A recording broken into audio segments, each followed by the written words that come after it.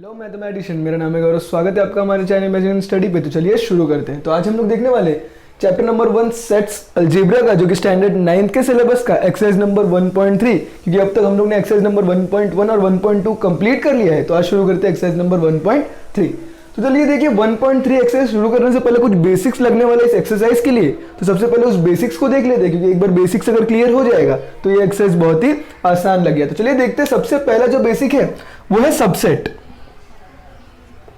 तो देखिए हमने सबसे पहले देख लिया है कि सेट्स होता क्या है। तो सेट्स क्या होता है? Set is a collection of element. तो किसी भी चीज का अगर मैं कलेक्शन कहूं तो वो चीज क्या हो जाएगा? सेट्स। अब देखिए यहाँ पर सबसेट क्या होगा। तो सबसेट देखने के लिए सबसे पहले मैं एक एग्जांपल ले लेता हूं और एक सेट ले लेता हूं जो कि होगा ए। और ए के अंदर मैं कुछ एलिमेंट्स लिख लेता हूं 1 2 3 4 5 6 और 7। तो यहाँ पर मैंने 7 एलिमेंट्स ले लिए और वो एक सेट हो गया। और मैं इसे कौन सा सेट बोल सकता हूँ? हमने टाइप्स ऑफ सेट में देखा था। तो अगर मैं ये सेट को देखूंगा तो मैं इसे कौन सा सेट बोल सकता हूँ? फिनाइट सेट, क्योंकि मैं इसे काउंट कर पा रहा हूँ। तो देखिए मैंने एक सेट लिख दिया ए, जिसके अंदर मैंने एलिमेंट्स लिखे 1 से लेके 7 तक। और मेरे पास दूसरे भी एक एलिमेंट है बी, और उसके अंदर मैंने एलिमेंट लिखे 1 3 5। और एक मैंने सेट लिया सी, जिसके अंदर मैंने एलिमेंट लिखे 2 4 8। अब देखिए हम लोग कंपेयर करते हैं कि सबसेट आखिर होता क्या है इन सभी सेट्स को देखकर। तो देखिए ये जो ए है ये मेन सेट होगा। तो जो भी मेन सेट होता है हम ये सेट से कंपेयर करने वाले। तो ये जो होगा हमारा मेन सेट हो गया। तो मेन सेट को हम लोग कहते हैं यूनिवर्सल सेट। यूनिवर्सल सेट क्योंकि इसके अंदर सारे वैल्यूज लिखे हुए हैं और यही सेट को हम लोग कंपेयर करने वाले बाकी दोनों सेट्स के साथ। तो ये जो हमारा हो गया ये हमारा मेन सेट हो गया। मेन सेट हो गया। तो इस मेन सेट को हम लोग क्या कहते हैं? Universal set. तो ये सबसे बड़ा सेट हो जाएगा। अब देखिए ये यूनिवर्सल सेट हो गया। अब हम लोग इसे कंपेयर करेंगे यूनिवर्सल सेट के साथ और बताएंगे कि जो भी सेट्स है ये उसके सबसेट होंगे कि नहीं। तो सबसेट का मतलब क्या होता है? जितने भी एलिमेंट्स किसी सेट में प्रेजेंट है वो उसके यूनिवर्सल सेट में प्रेजेंट होने चाहिए। तो यहां पर देखिए ये हो गया बी। बी के अंदर कितने एलिमेंट है? 1 3 5। अब ये 1 3 5 अगर ए वाले सेट में भी होगा तो ये बी जो होगा वो बन जाएगा सबसेट ए का। तो यहां पर देखिए बी में कितने एलिमेंट है? 1 3 5। और ए में एलिमेंट 1 3 5 है क्या? 1 भी है, 3 भी है, 5 भी है। तो ये वाले एलिमेंट जितने भी एलिमेंट्स बी में, all elements if present in set A, then B will be the subset of A. और ये वाला जो साइन है सी और उसके नीचे अंडरलाइन, इस साइन को हम लोग कहते हैं सबसेट। ये सबसेट का साइन है। तो हमने क्या किया? इफ, तो देखिए अगर दो सेट है तो if all the elements of B will be present in set A, then B will be the subset of A। अगर B के सारे एलिमेंट्स अगर A में प्रेजेंट होंगे तो B जो बन जाएगा वो बन जाएगा सबसेट। किसका सबसेट बन जाएगा? A का। तो यहाँ पर एक एग्जांपल हिंदी में भी ले सकते हैं। सपोज ये बाप है, A जो है वो बाप है, डैड है, और B जो है वो सन है, मींस बेटा है। तो अगर बेटे के अंदर सारी खूबी रहेंगी जो बाप के अंदर पहले से ही थी तो सीधी सी बात है B जो होगा वो उसका सबसेट बन जाएगा। मतलब B के अंदर जितने भी एलिमेंट्स है अगर वो A में प्रेजेंट होंगे तो B जो हो जाएगा वो बन जाएगा सबसेट A का। अब देखिए सी से कंपेयर करते हैं हम लोग। कंपेयर किससे करेंगे? सिर्फ यूनिवर्सल सेट से कंपेयर करेंगे, मेन वाले सेट से। ये हमें क्वेश्चन में दिया होगा। अब देखिए मुझे कंपेयर करना है सी को किसके साथ? ए के साथ। तो सी के अंदर एलिमेंट क्या है? 2 4 8। लेकिन ए के अंदर 2 है, 4 है, लेकिन 8 है क्या? नहीं है। तो अगर एक भी एलिमेंट प्रेजेंट नहीं होगा, सारे एलिमेंट प्रेजेंट होने चाहिए। यहाँ पर किस तरह 1 3 5 तो सारे एलिमेंट्स प्रेजेंट है। यहाँ पर 2 4 8 तो 2 और 4 तो प्रेजेंट है, लेकिन 8 प्रेजेंट है क्या? नहीं है। तो सारे एलिमेंट्स अगर प्रेजेंट नहीं होंगे तो सी जो होगा वो ए का सबसेट होगा क्या? नहीं होगा। तो हम उसे कैंसिल कर देंगे। मतलब C is not a subset of A. तो सिर्फ इतना ही चीज था सबसेट। मतलब इफ सेट ए और एक सेट बी है तो if all the elements in set B must be present in set A, then B will be the subset of set A. मतलब अगर जो भी कोई सेट होगा उस सेट के अंदर जितने भी एलिमेंट्स होंगे वो अगर यूनिवर्सल सेट में प्रेजेंट होंगे तो सीधी सी बात है वो उसका सबसेट बन जाएगा। और अगर एक भी एलिमेंट प्रेजेंट नहीं होगा जिस तरह से यहां पर हमने देखा तो वो उसका सबसेट नहीं बनेगा। और ये जो साइन है ये सी के नीचे अंडरलाइन है, किसका साइन है? सबसेट का। तो ये पहला बेसिक जो कि एक्सरसाइज में लगने वाला है। उसके बाद हम लोग देते हैं दूसरा बेसिक जो कि है वेन डायग्राम। Venn diagram. तो वेन डायग्राम भी बहुत ही आसान है। हम वेन डायग्राम किस किस चीज में बना सकते हैं? देखिए वेन डायग्राम जो है वो हम लोग सर्कल में रिप्रेजेंट कर सकते हैं, हम लोग ट्रायंगल में रिप्रेजेंट कर सकते हैं, हम रेक्टेंगल या स्क्वायर में रिप्रेजेंट उसे कर सकते हैं। तो चलिए मैं इसी का एक वेन डायग्राम बना लेता हूं। तो देखिए मुझे वेन डायग्राम जो बनाना है ये इन दो चीज का बनाना है। तो देखिए मैं किस तरह से बनाऊंगा। यहां पर देखिए बी है जिसके अंदर एलिमेंट है 1 3 5 और ए जो है उसके अंदर एलिमेंट है 1 2 4 5 6 7। तो चलिए सबसे पहले अगर मुझे सिर्फ बी का, सिर्फ और सिर्फ मैं बी का बनाऊंगा। तो सिर्फ अगर मुझे बी का वेन डायग्राम बनाना होगा तो मैं किस तरह से बनाऊंगा? एक सर्कल बनाऊंगा जिसका मैं नाम दे दूंगा बी, क्योंकि सेट का जो नाम है वो है बी। और उसके अंदर के एलिमेंट्स में पॉइंट से डिनोट कर दूंगा। एक है 1, एक है 3 और एक है 5। तो ये मेरा एक वेन डायग्राम बन गया जो कि बी। उसे मैं ट्रायंगल या फिर रेक्टेंगल या स्क्वायर में भी बना सकता हूं। अब देखिए मुझे अगर बनाना रहेगा सिर्फ सी का, तो मैं किस तरह से बनाऊंगा, यहां पर मैंने एक बना दिया, इसको मैंने नाम दे दिया सी, और इसके अंदर 2, 4 और 8 हो गया। तो ये हो गया वेन डायग्राम सी का। अब देखिए मुझे अगर ये दोनों का साथ में बनाना होगा, किसका किसका, ए और बी का, तो देखिए मैं किस तरह से बनाऊंगा। सबसे पहले मैं बी बनाऊंगा, तो बी मैंने सपोज यहां पर बना दिया जो कि 1 3 5। अब मैं ये जो मेन सेट है यूनिवर्सल सेट, तो मैं उसे यहां पर बनाऊंगा और उसका मैं नाम दे दूंगा U, क्योंकि वो यूनिवर्सल सेट है। यहां पर नाम दिया है A, तो मैं यहां पर A ले रहा हूं। अब देखिए A के अंदर कितने एलिमेंट है, 1 है, लेकिन मैंने 1 B के अंदर बना दिया और ये A के अंदर ही B आता है, तो मेरा 1 का काम हो गया। अब देखिए 2, तो 2 को मैं यहां पर प्लॉट कर देता हूं, कहीं भी प्लॉट कर सकते हैं। उसके बाद 3 मेरा प्लॉट हो चुका है, 4 तो मैंने 4 को यहां पर प्लॉट कर लिया, 5 मेरा प्लॉट हो चुका है, 6 मैंने यहां पर प्लॉट कर दिया, 7 मैंने यहां पर प्लॉट कर दिया। तो चलिए देखते हैं एक बार कंपेयर करके वेन डायग्राम प्रॉपर बना है कि नहीं। तो A के अंदर एलिमेंट होने चाहिए 1 2 3 4 5 6 7। तो ये A मेरा पूरा स्क्वायर है, ये सर्कल भी उस स्क्वायर के अंदर ही आ रहा है, तो मेरा पूरा एलिमेंट है क्या 1 से लेके 7। तो देख लेते हैं 1 2 3 4 5 6 7। इस 1 3 5 को मैं बाहर नहीं बना सकता हूं। क्यों नहीं बना सकता हूं, क्योंकि वो B के अंदर आ रहे हैं, तो मुझे उस चीज को B के अंदर ही बनाना होगा। सपोज कभी कभी क्वेश्चन कुछ इस तरह से आता है, तो यहां पर मैं ले लेता हूं एक A सेट ले लेता हूं जिसके अंदर एलिमेंट है 1 2 3 4 5, और एक दूसरा सेट ले लेता हूं B जिसके अंदर एलिमेंट है 4 5 6 7, और यहां पर कोई भी एक यूनिवर्सल सेट दिया नहीं है, सिर्फ ये 2 सेट दिया। तो देखिए मैं किस तरह से बनाऊंगा। सबसे पहले मैं देखूंगा इन दोनों में कुछ चीज कॉमन है कि नहीं है। देखूंगा अगर मैंने दोनों सेट में, तो दोनों सेट में मेरा 4 और 5 कॉमन है। सपोज मेरा 4 और 5 कॉमन है। चलो मैं यहां पर एक यूनिवर्सल सेट भी ले लेता हूं U, जिसके अंदर एलिमेंट ले लेता हूं मैं 1 2 3 4 5 6 7 8 9 10। इसका मैं बना लेता हूं वेन डायग्राम, ये तीनों का। तो देखिए तीनों का वेन डायग्राम किस तरह से बनेगा। सबसे पहले एक यूनिवर्सल सेट होगा, तो एक मैंने यूनिवर्सल सेट के लिए एक बड़ा सा रेक्टेंगल बना लिया, ये हो गया मेरा यूनिवर्सल सेट। इस यूनिवर्सल सेट में 1 से लेकर 10 तक सारे वैल्यूज आएंगे। उसके बाद सबसे पहले मैं छोटे छोटे सेट्स को बना लेता हूं। तो एक होगा मेरा A सेट, तो मैंने यहां पर एक बना लिया एक सेट जिसका नाम होगा A। उसके बाद मेरा एक B सेट है। तो सबसे पहले यूनिवर्सल सेट को छोड़ दीजिए, क्योंकि यूनिवर्सल सेट तो हमारा मेन सेट होगा। ये दोनों में हम देखेंगे कुछ कॉमन है कि नहीं। तो यहां पर ये दोनों सेट में मैं देखूंगा कि 4 और 5 कॉमन है। अगर कॉमन नहीं होता तो मैं डायरेक्टली यहां पर एक साइड में एक सर्कल बनाता और उसमें मैं B लिख लेता था और उसके एलिमेंट्स लिख लेता था।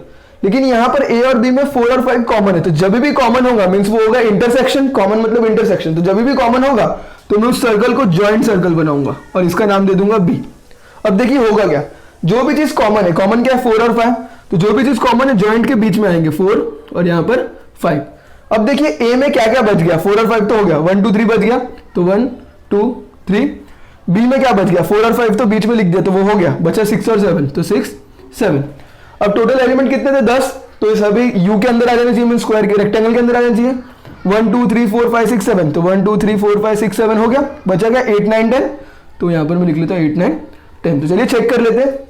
सबसे पहले U, तो U के अंदर 1 से लेकर 10 सब आने चाहिए, तो 1 2 3 4 5 6 7 8 9 10, तो ये पूरा का पूरा U के अंदर आ गया। A के अंदर 1 2 3 4 5 आने चाहिए, तो A के अंदर 1 2 3 4 5 और B के अंदर 4 5 6 7। तो हमारा जो वेन डायग्राम है वो प्रॉपर है। तो इस तरह से हम बनाते हैं वेन डायग्राम। उसके बाद जो थर्ड बेसिक है वो बहुत ही इजी बेसिक है, जो कि इस एक्सरसाइज में लगने वाला है, और वो है कॉम्प्लीमेंट।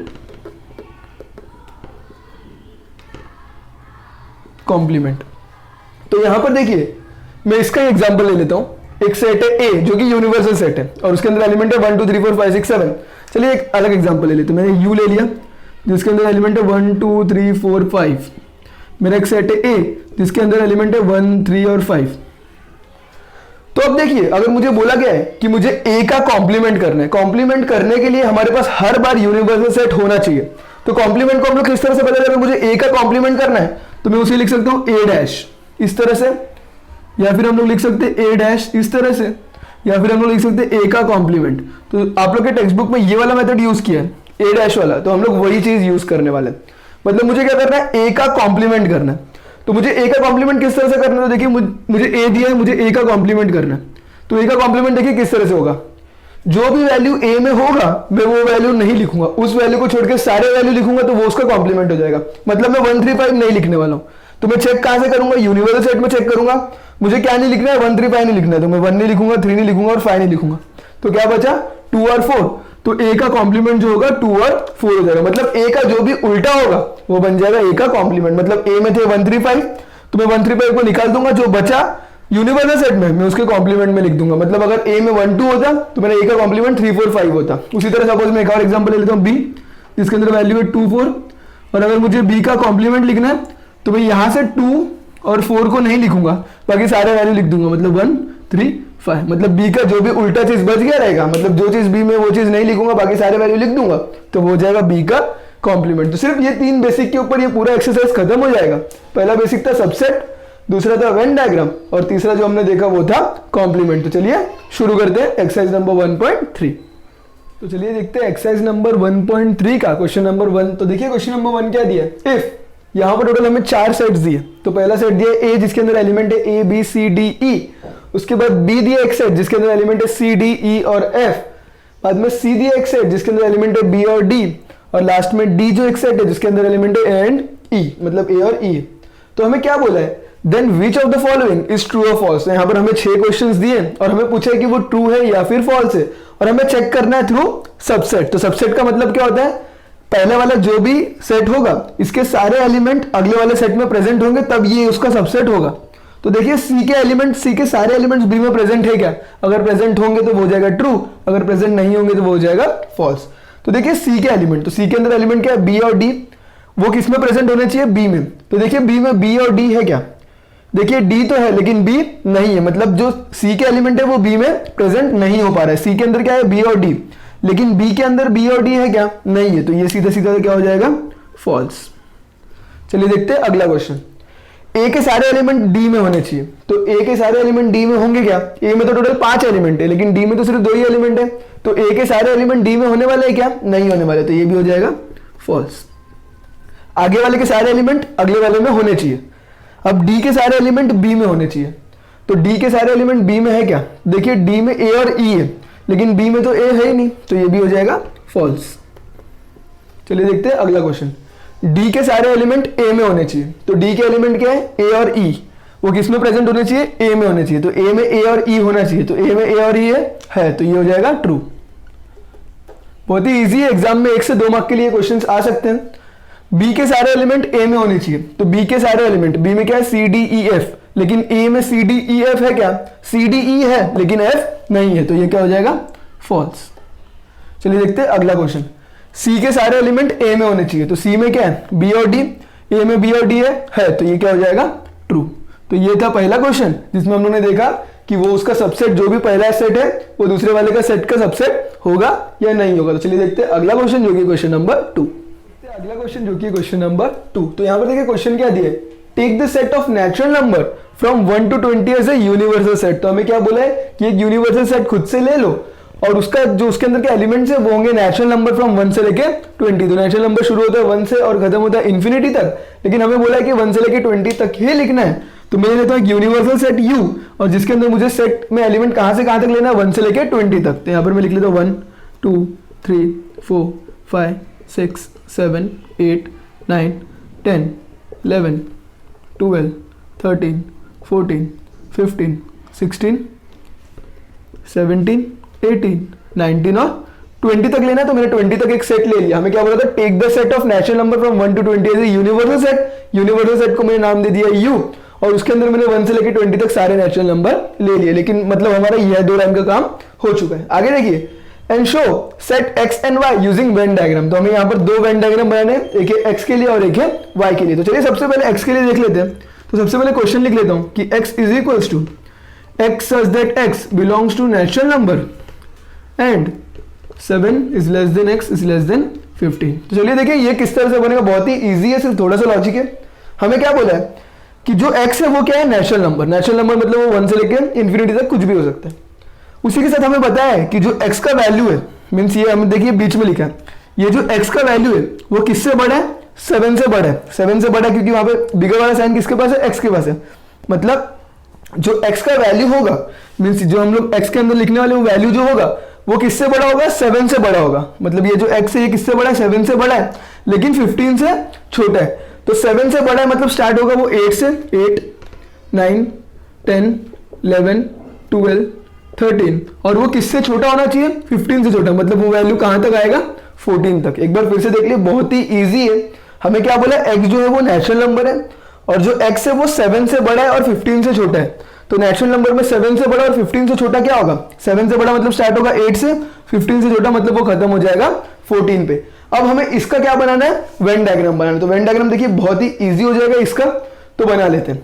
तो वेन डायग्राम किस तरह से बनेगा, देखिए यहाँ पर ये x का वैल्यू है, ये यूनिवर्सल सेट का वैल्यू है। तो हमें यूनिवर्सल सेट भी लेने को बोला गया था, तो हम दोनों चीज को यूज करके एक वेन डायग्राम बना लेते हैं। तो एक सर्कल ले लेता हूं जो रिप्रेजेंट करेगा x के, और उसके बाद एक रेक्टेंगल ले लेता हूं जिसके अंदर वैल्यूज आएंगे यूनिवर्सल सेट के। तो अब यहां पर देखिए x के अंदर वैल्यूज कौन कौन से आएंगे, 8 से लेके 14 तक। तो मैं लिख लेता हूं 8, 9, 10, 11, 12, 13, 14, यहां तक वैल्यू x के आएंगे। अब बाकी सारे वैल्यू यूनिवर्सल सेट के अंदर आएंगे, मतलब वो पूरे स्क्वायर के अंदर आ जाएंगे। तो कौन कौन से वैल्यू बच गए, तो वो सारे वैल्यूज लिख लेता हूं मैं, 1, 2, 3, 4, 5, 6, 7। देखिए 8 आ चुका है, 9, 10, 11, 12, 13, 14 आ चुका है। बाकी कौन कौन से वैल्यू बचे, 15, 16, 17, 18, 19 और 20। तो ये हो गया मेरा पहला वाला वेन डायग्राम, जिसके अंदर मैंने x भी रिप्रेजेंट कर दिया और यूनिवर्सल सेट भी रिप्रेजेंट कर दिया। बहुत से स्कूल में ये सिखाया जाता है कि सिर्फ x बना के छोड़ दिया जाता है, लेकिन उसका प्रॉपर डायग्राम ये होगा। अब देखिए अगला क्वेश्चन जो कि सेकंड वाला, तो सेकंड वाला क्वेश्चन देखिए क्या दिया है, y is equals to y such that y belongs to natural number, और जो y है वो है y is a prime number, y is a prime number from 1 to 20। तो सबसे पहले देखिए प्राइम नंबर होता क्या है। तो प्राइम नंबर क्या होता है, जो सिर्फ खुद के टेबल में डिविजिबल होता है और 1 के टेबल में डिविजिबल होता है, वो प्राइम नंबर होता है। और प्राइम नंबर शुरू कहां से होता है, 2 से होता है। तो चलिए लिख लेते हैं पहले प्राइम नंबर्स 1 से लेकर 20 तक कितने। तो 2 सिर्फ 2 के टेबल में आएगा, 1 से हमें कंपेयर नहीं करना है। उसके बाद 3, 5, 7, 11, 13, 17 और 19। तो ये सारे नंबर प्राइम नंबर है 1 से लेकर 20 तक, जो कि सिर्फ खुद के टेबल में आएंगे, दूसरे किसी भी टेबल में नहीं आएंगे। ये सारे नंबर 1 के टेबल में आएंगे, लेकिन हम लोग को 1 से कंपेयर नहीं करना है। बाकी 1 को छोड़ के बाकी ये सारे जो नंबर्स है वो सिर्फ खुद के टेबल में डिविजिबल होने वाले। चलिए इसका भी डायग्राम बना लेते हैं। तो ये हो गया मेरा रेक्टेंगल जो कि रिप्रेजेंट करेगा u को, मींस यूनिवर्सल सेट। उसके अंदर एक सर्कल जो कि रिप्रेजेंट करेगा y को। तो चलिए वैल्यूज बना लेते हैं। y के अंदर देखिए क्या क्या वैल्यूज आने वाले, तो 2, 3, 5, 7, 11, 13, 17 और 19। अब क्या क्या वैल्यू बच गए वो सारे यूनिवर्सल सेट में चले जाएंगे। तो कौन कौन से वैल्यूज बच गए, तो वैल्यूज देखिए 1 से लेकर 20 तक कौन कौन से बचे, तो 1, 4, 6, 8, 9, 10, 12, 14, 15, 16, 18 और 20। तो इसी के साथ हमारा वेन डायग्राम x का भी कंप्लीट हो गया, y का भी कंप्लीट हो गया। मैंने दोनों को रिप्रेजेंट कर दिया, वो दोनों के क्या वैल्यूज आएंगे लॉजिक के थ्रू लिख लिया, और उसके बाद उसके अंदर के एलिमेंट्स को जो भी x और y थे उसे सर्कल में रिप्रेजेंट करके जो स्क्वायर या फिर रेक्टेंगल है उसे मैंने यूनिवर्सल सेट बना लिया। तो इसी के साथ हमारा क्वेश्चन नंबर 2 भी एक्सरसाइज नंबर 1.3 का कंप्लीट हो गया। देखते हैं अगला क्वेश्चन जो कि क्वेश्चन नंबर 3। तो देखिए क्वेश्चन नंबर 3 क्या दिया है, एक यूनिवर्सल सेट दिया जिसके अंदर एलिमेंट दिए 1, 2, 3, 7, 8, 9, 10, 11 एंड 12। उसके बाद p एक सेट दिया जिसके अंदर एलिमेंट दिए 1, 3, 7 एंड 10। हमें देखिए पहले क्वेश्चन में क्या बोला है, तो पहला क्वेश्चन देख लेते हैं। तो फर्स्ट क्वेश्चन में क्या बोला है, show u, p and p dash using Venn diagram. तो हमें वेन डायग्राम में u, p और p डैश भी बनाना है। तो देखिए u और p के एलिमेंट तो हमारे पास है, तो मैं लिख लेता हूं एक बार फिर से। u के अंदर वैल्यूज क्या क्या है, 1, 2, 3, 7, 8, 9, 10, 11 एंड 12। उसी के साथ मेरे पास p भी है, p के अंदर एलिमेंट क्या है 1, 3, 7, 10। अब मुझे और एक एलिमेंट क्या चाहिए, एक और सेट कौन सा चाहिए, p डैश। तो देखिए p डैश क्या होता है, p का जो उल्टा होगा वो p डैश होता है। ये मैंने बता दिया, p डैश का मतलब होता है p का कॉम्प्लीमेंट। तो p का कॉम्प्लीमेंट क्या होगा, जितने भी एलिमेंट p में हैं वो p डैश में नहीं होने चाहिए। तो 1, 3, 7, 10 यहां पर नहीं होने चाहिए, बाकी सारे एलिमेंट ऊपर के यहां पर आ जाएंगे। तो देखिए 1 नहीं आएगा, 2 आएगा, 3 नहीं आएगा, 7 भी नहीं आएगा, 8, 9, 10 भी नहीं आएगा, 11 और 12। तो यहाँ पर p डैश का मतलब क्या था, p का कॉम्प्लीमेंट, मतलब p के अंदर जो वैल्यू होंगे वो वैल्यू हटा के यूनिवर्सल सेट में जो भी वैल्यू बचेंगे वो सारे वैल्यू को मैं p डैश में लिख लूंगा। अब मुझे क्या करना है, उसका वेन डायग्राम बनाना है। तो वेन डायग्राम चलिए बना लेते हैं। सबसे बाहर जो रहेगा वो होगा रेक्टेंगल जो कि रिप्रेजेंट करेगा u को, जिसका मतलब है यूनिवर्सल सेट। अब देखिए यहाँ पर P और P डैश दोनों भी आ रहे हैं, तो मैं क्या करूंगा, एक सर्कल बनाऊंगा। इस सर्कल के मैं बाहर एलिमेंट का सेट का नाम नहीं लिखूंगा, अंदर लिखूंगा, क्योंकि P यहाँ पर रहेगा और P डैश उसके बाहर रहेगा। तो यहाँ पर मैं दो सर्कल नहीं बना सकता हूँ, क्योंकि P के बाहर वाला ही चीज P डैश है, तो मैं उसको सीधा बाहर लिख ले रहा हूँ। तो P के अंदर एलिमेंट क्या है, 1 3 7 10, और P डैश के अंदर एलिमेंट क्या है, 2 8 9 11 एंड 12। और U के अंदर एलिमेंट क्या है, वो सारे एलिमेंट यहाँ पर आ चुके हैं, देख लेते हैं। 1 2 3 7 1 2 3 7 8 9 10 11 12, तो 8 9 10 11 एंड 12। तो इसी के साथ मेरा वेन डायग्राम बन चुका है। यहाँ पर हर बार मैं सेट जब बनाता था अंदर वाला, तो उसका जो नाम रहता था एलिमेंट का वो बाहर लिखता था। बाहर क्यों लिखता था, क्योंकि मेरे पास सिर्फ एक सेट और एक यूनिवर्सल सेट रहता था, लेकिन यहाँ पर मेरे पास दो सेट है, उसलिए मैंने उसका नाम जो है वो अंदर साइड में लिखा और P डैश को उसके बाहर लिख दिया। तो ये हो गया फर्स्ट क्वेश्चन। अब देखते हैं सेकंड क्वेश्चन। तो सेकंड क्वेश्चन देखते हैं क्या है। तो सेकंड क्वेश्चन में देखिए हमें क्या बोला है सेकंड सब क्वेश्चन में, कि हमें वेरीफाई करना है कि P dash of dash is equals to P। मुझे ये चीज वेरीफाई करना है। तो देखिए वेरीफाई किस तरह से होगा, मुझे क्या करना है, इसका वेरिफिकेशन करना है, वेरीफाई करना है। तो देखिए वेरीफाई किस तरह से होगा। सबसे पहले RHS, तो RHS में क्या दिया है, सिर्फ P दिया है, RHS is equals to P। और P के अंदर जो वैल्यूज है वो क्या क्या है, वो वैल्यू में लिख लेता हूँ। P हमें क्वेश्चन में दिया है, क्या दिया है, 1 3 7 10, तो मैंने लिख लिया 1 3 7 10। अब देखिए मुझे क्या करना है, सबसे पहले LHS में हमें क्या दिया है, P डैश ऑफ डैश, तो उसे मुझे वेरीफाई करके मीन्स सॉल्व करना है। तो P डैश का डैश निकालने से पहले मेरे पास P डैश होना चाहिए, और यहाँ पर मैंने P डैश कैलकुलेट किया है। तो यहाँ पर देखिए P डैश का जो वैल्यू है, P डैश का वैल्यू हमने कैलकुलेट किया था, वो कितना है, 2 8 9 11 एंड 12। अब देखिए मुझे क्या करना है, P डैश का मतलब जो भी मेरे पास P डैश का वैल्यू होगा उसका भी डैश करना है। मतलब P डैश के वैल्यू जो भी है उसको मुझे निगलेक्ट करना है, और जो भी वैल्यू यूनिवर्सल सेट में बचेंगे वो चीज को यहां पर लिखना है। अब देखिए यूनिवर्सल सेट जो है हमारे पास 1 2 3 7 8 9 10 11 12 यहां पर है। अब मुझे क्या करना है, P डैश के और उल्टा करना है। मतलब अब तक हम लोग क्या कर रहे थे, P का उल्टा कर रहे थे, तो ये आ गया। अब P के उल्टा का फिर से उल्टा करना, मतलब P के कॉम्प्लीमेंट का फिर कॉम्प्लीमेंट करना। तो P के कॉम्प्लीमेंट का जो भी वैल्यू होगा उसको मैं हटा दूंगा, और जो भी वैल्यू बचेगा वो P के कॉम्प्लीमेंट का कॉम्प्लीमेंट हो जाएगा। तो देखिए 1 2 8 9 11 12 को मैं यूनिवर्सल सेट से हटा दूंगा, सॉरी यूनिवर्सल सेट से मैं 2 8 9 11 12 को हटा दूंगा। तो यहाँ पर देखिए यूनिवर्सल सेट में 1, तो यहाँ पर 1 आ जाएगा। 2 को मैं नहीं लिख सकता क्योंकि वो P डैश में है, तो उसके डैश में वो नहीं रहेगा। फिर मैं यहाँ पर 3 लिख सकता हूँ, फिर उसके बाद मैं 7 लिख सकता हूँ। अब देखिए 8 में नहीं लिख सकता हूँ क्योंकि वो P डैश में है। उसके बाद मैं 9 भी नहीं लिख सकता हूँ क्योंकि वो भी P डैश में। अब मैं क्या लिखूंगा, 10। मैं 11 12 भी नहीं लिख सकता हूँ क्योंकि वो भी P डैश में है और यूनिवर्सल सेट में भी है। तो जो चीज P डैश में होगा वो उसके कॉम्प्लीमेंट में नहीं आने वाला है। मतलब P कॉम्प्लीमेंट के कॉम्प्लीमेंट का आंसर कितना आएगा, 1 3 7 10। ये हो गया अपना RHS साइड, LHS साइड, और RHS था P का, और P का वैल्यू 1 3 7 10। अब ये हो गया अपना इक्वेशन नंबर 1 और ये हो गया अपना इक्वेशन नंबर 2। तो फ्रॉम 1 एंड 2, फ्रॉम 1 एंड 2 अगर मैं 1 और 2 को देखूंगा तो P डैश के डैश का आंसर कितना है, P डैश के डैश का आंसर कितना है, 1 3 7 10, और P का आंसर कितना है, 1 3 7 10। मतलब P dash of dash is equals to P, hence verified. मतलब हमने यहां पर उसे वेरीफाई कर दिया कि जो P का आंसर है वही P डैश के डैश का भी आंसर वही आता है।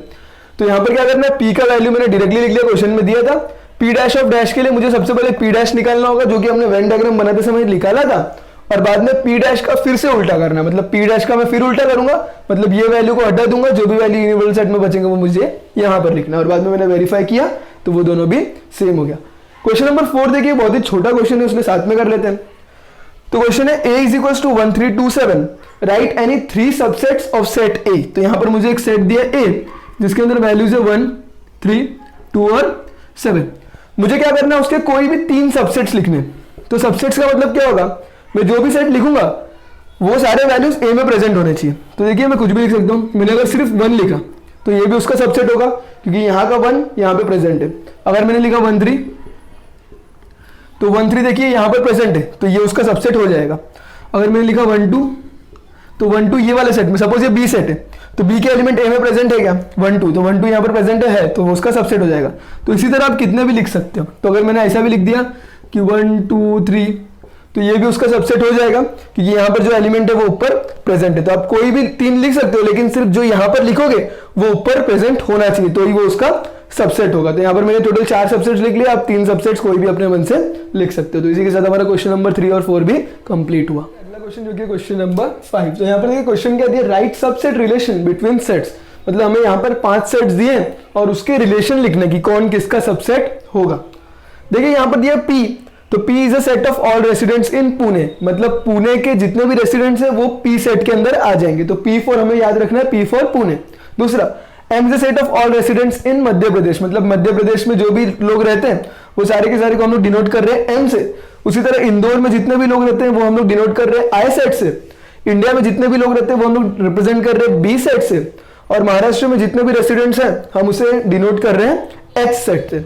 तो हमें इसका सबसेट रिलेशन लिखना है। तो सपोज मैं एक एग्जांपल ले लेता हूँ, मुंबई। अब ये मुंबई जो होगा वो कहाँ पर आता है, महाराष्ट्र में आता है, और जो मुंबई होगा वो इंडिया में भी आता है। तो मैं इस तरह से लिख सकता हूँ, अगर यहाँ पर मैंने मुंबई के लिए M सेट लिए, सपोज एग्जाम्पल है, तो मुंबई जो है वो किसका सबसेट होगा, मुंबई जो है वो महाराष्ट्र का सबसेट होगा, क्योंकि मुंबई जो है वो महाराष्ट्र में आता है और महाराष्ट्र का सेट का नाम क्या है, H। तो M is a subset of H, मतलब Mumbai is a subset of H।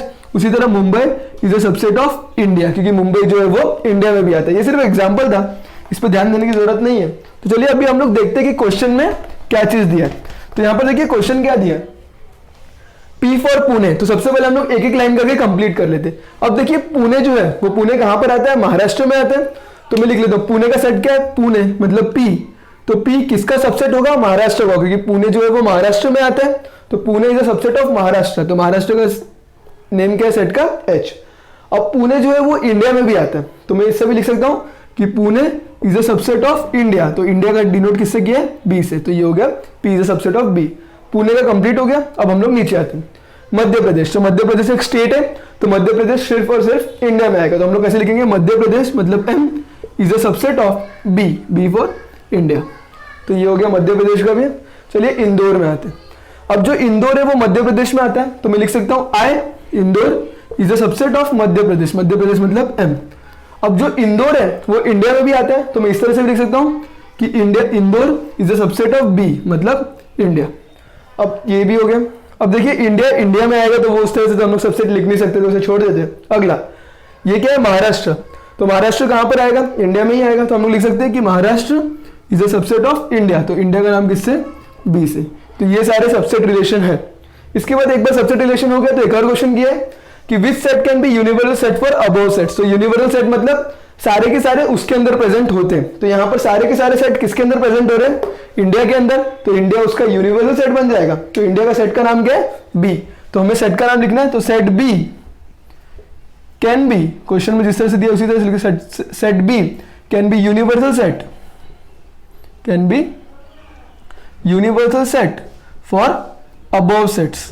मतलब सारे सेट्स के लिए वो जो होगा वो यूनिवर्सल सेट बन जाएगा। क्या यूनिवर्सल सेट बन जाएगा, set B। Set B represent India. तो इसी के साथ हमारा क्वेश्चन नंबर 5 भी कंप्लीट हो गया। बहुत ही इजी क्वेश्चन है, एग्जाम में आने का चांसेस ज्यादा तो नहीं है, लेकिन आया तो 1 से 2 मार्क्स के लिए क्वेश्चन आ सकता है। चलिए देखते हैं अगला क्वेश्चन जो कि क्वेश्चन नंबर 6। अगला क्वेश्चन जो कि क्वेश्चन नंबर 6 बहुत ही इजी क्वेश्चन है, तो चलिए देख लेते हैं। यहाँ पर क्वेश्चन क्या है, which set of number could be universal set for given set below. तो यहाँ पर टोटल मैंने बहुत सारे नंबर्स, कितने टाइप्स के नंबर्स होते हैं वो सारे के सारे चीज पहले बता चुका हूँ। तो कितने टाइप के नंबर्स जो होंगे वो इसके यूनिवर्सल सेट हो सकते हैं, मुझे ये सेट लिखने के बाद पता चलेगा। तो चलिए मैं यहाँ पर लिखता हूँ A। तो A is a set of multiple of 5। तो यहाँ पर क्या है, मल्टीपल ऑफ 5। तो मैं A के अंदर लिख लेता हूँ मल्टीपल ऑफ 5, मतलब क्या आएगा, 5, 10, 15, 20, जो भी 5 के टेबल में जाएंगे वो सारे मल्टीपल ऑफ 5 आएंगे। कहाँ तक लिखना बताया नहीं है, तो मैं उसे इन्फिनिटी तक लिख लेता हूँ। दूसरा सेट ऑफ मल्टीपल ऑफ 7, मतलब 7 के टेबल में जाने वाले नंबर्स। तो 7, 14, 21, 28, 35, 42 बताया नहीं कहां तक लिखना, तो वो मैं इंफिनिटी तक लिख लेता हूं। अगला set of multiple of 12, multiple of 12 मतलब 12 के टेबल में जाने वाले नंबर्स। तो 12, 24, 36, 48, 60, 72 कहां तक लिखना पता नहीं है, तो मैं उसे इंफिनिटी तक लिख लेता हूं। अब देखिए ये सारे के सारे नंबर्स किसके यूनिवर्सल सेट हो सकते हैं। तो देखिए नंबर्स कौन कौन से हमने देखे नेचुरल नंबर जो कि शुरू होता है 1 से और खत्म कहां पर होता है, इंफिनिटी पे। उसके बाद हमने देखा होल नंबर जो कि शुरू होता है 0 से और खत्म होता है इंफिनिटी के बाद। उसके बाद हमने एक इंटीजर लाइन देखा जो कि माइनस इंफिनिटी से शुरू होता है और खत्म कहां पर होता है, प्लस इन्फिनिटी, मतलब नंबर लाइन वाले सारे वैल्यूज। तो अब देखिए ये यूनिवर्सल सेट हो सकता है या नहीं हो सकता है। तो देखिए यहाँ पर जो नंबर्स है ये तीनों में नंबर्स क्या, 5 से लेके 5 के टेबल में जाने वाले नंबर्स, बी में 7 से लेके 7 के टेबल में आने वाले नंबर्स, और सी में 12 से लेके 12 से जाने वाले नंबर अप टू इन्फिनिटी। तो 5, 10, 15, 20, 25, 30 ये सारे नंबर्स नेचुरल नंबर में आएंगे क्या? जरूर आएंगे, क्योंकि 5 भी नेचुरल नंबर में आगे जाके आने वाला है, 10 भी आएगा, 30 भी आएगा, और वो नंबर इन्फिनिटी तक आएगा, क्योंकि नेचुरल नंबर शुरू होता है 1 से, यहाँ पर नंबर शुरू हो रहा है 5 से। तो जो आगे के जितने भी नंबर्स आएंगे ये सारे नंबर नेचुरल नंबर में प्रेजेंट होंगे ही होंगे, मतलब n जो होगा नेचुरल नंबर यूनिवर्सल सेट बनेगा। बी में देखिए 7, 14, 21, 28, 35, 42 ये सारे नंबर्स भी नेचुरल नंबर में आएंगे, क्योंकि ये 7 नेचुरल नंबर में आता है, 14 नेचुरल नंबर में आता है, उसी तरह 12, 24, 36, 48 ये सारे नंबर भी नेचुरल नंबर में आएंगे। मतलब नेचुरल नंबर तो यूनिवर्सल सेट पक्का है। दूसरा देखते हैं होल नंबर। तो होल नंबर शुरू हो रहा है 0 से वो इन्फिनिटी तक, मतलब ये सारे नंबर्स होल नंबर में भी कहीं ना कहीं आने वाले हैं, मतलब वो भी उसका यूनिवर्सल सेट होगा। इंटीजर्स मतलब माइनस इन्फिनिटी से लेके प्लस इन्फिनिटी, तो माइनस इन्फिनिटी से वैल्यू जाएगा 0 तक, फिर 0 से प्लस हो जाएगा 1, 2, 3, 4 अप टू इन्फिनिटी तक। तो ये जितने भी नंबर्स हैं वो इंटीजर्स में भी आएंगे, मतलब natural number, whole number and integers, ये तीनों के तीनों ये तीनों सेट के यूनिवर्सल सेट होने वाले। तो हियर n मतलब नेचुरल नंबर, w मतलब होल नंबर एंड i मतलब integers are the universal set, universal set. इस तरह से हम लोग लिख सकते हैं, मतलब नेचुरल नंबर, होल नंबर और इंटीजर्स यहाँ पर यूनिवर्सल सेट है। चलिए यहाँ पर देख लेते हैं। यहाँ पर भी क्वेश्चन सेकंड दिया p, जिसके अंदर सेट हमें क्या लिखना है, set of integers which are multiple of 4। अब देखिए मल्टीपल ऑफ 4 मतलब इंटीजर्स लिखने, इंटीजर्स मतलब माइनस वाले भी नंबर्स आएंगे मल्टीपल ऑफ 4 में। तो मैं माइनस से शुरू करता हूँ। मल्टीपल ऑफ 4 मतलब -16 मल्टीपल ऑफ 4 है, और वो इंटीजर्स भी है क्योंकि माइनस में गया, -12 भी आएगा। उसी तरह -8, -4, उसके बाद 4, 8, 12, 16 अप टू इन्फिनिटी तक। देखिए यहाँ पर मैंने माइनस के भी नंबर्स क्यों लिखे, क्योंकि वो मुझे इंटीजर्स बोल रहा है। तो इंटीजर्स में नेगेटिव नंबर्स भी आते हैं, क्योंकि इंटीजर्स में माइनस इन्फिनिटी से लेके प्लस इन्फिनिटी तक रहता है। सेट्स हम लोग छोटे से बड़ा लिखते हैं, उसीलिए मैंने -16 पहले लिखा, क्योंकि -16 -12 से छोटा है। फिर उसके बाद सॉरी -16 -12 से छोटा है, तो हम लोग छोटे से बड़ा लिख रहे हैं। तो यहाँ पर -4 ये तीनों से बड़ा था, इसलिए -4 आगे आया, उसके बाद 4 जो कि -4 से बड़ा है, और उस तरह से चलता चले गया। तो p के अंदर हम लोग ने इंटीजर्स लिखे मल्टीपल ऑफ 4 तक, माइनस वाले नंबर्स इसलिए लिखे क्योंकि वो भी इंटीजर्स है। अगला देखिए t जो दिया है उसमें क्या दिया है, set of all even square number. Even square number मतलब जो 2 के टेबल में डिविजिबल होते हैं वो थे इवन, और जो भी इवन नंबर होंगे हमें उसका स्क्वायर करना है। तो देखिए 1 जो होगा वो इवन नंबर नहीं होता, उसके बाद 2 का इवन नंबर होता है, तो 2 का स्क्वायर हो गया 4। उसके बाद 3 इवन नंबर नहीं होता है, तो इवन नंबर जो अगला होता है वो होता है 4। अब जो 4 होगा 4 का स्क्वायर कितना होता है 16। अब 5 जो होगा वो इवन नंबर नहीं होता है, उसके बाद जो नंबर आता है वो 6, तो 6 का स्क्वायर 36। 7 इवन नंबर नहीं होगा, 8 होता है, तो 8 का स्क्वायर 64। 9 नहीं होता है, 10 होता है, 10 का स्क्वायर 100। 11 नहीं होता है, 12 होता है, 12 का स्क्वायर 144, और ये वैल्यू अप टू इन्फिनिटी तक चले जाएगा।